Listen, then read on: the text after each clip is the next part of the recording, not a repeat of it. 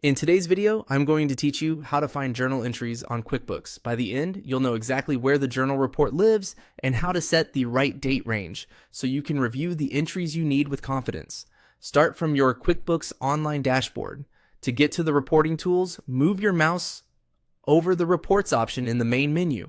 This brings you into the central place where QuickBooks keeps all your built-in reports. You'll see different report sections across the top. Choose the Standard section.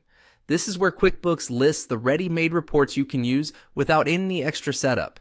At the top of the Reports page, there's a search field designed to help you find a specific report quickly. Click into that search bar and type the word Journal. As you type, QuickBooks will narrow the list and surface the report you're looking for.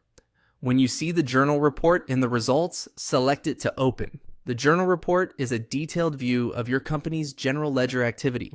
Each line shows the date of the entry, the accounts affected, the debits and credits, and any memo your team added when the entry was created.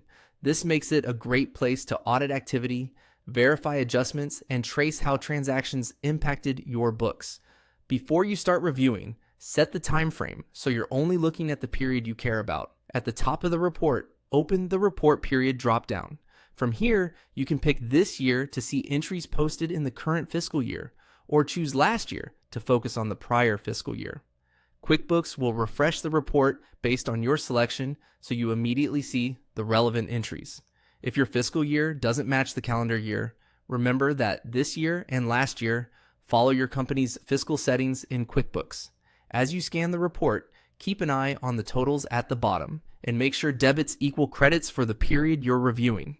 If you don't see the entry you expected, the most common reason is that the report period doesn't cover the transaction date.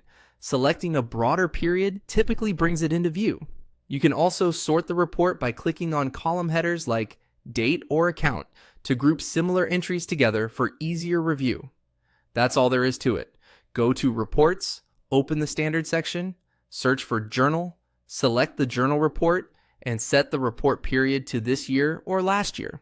With these steps, you can quickly locate and review journal entries whenever you need them.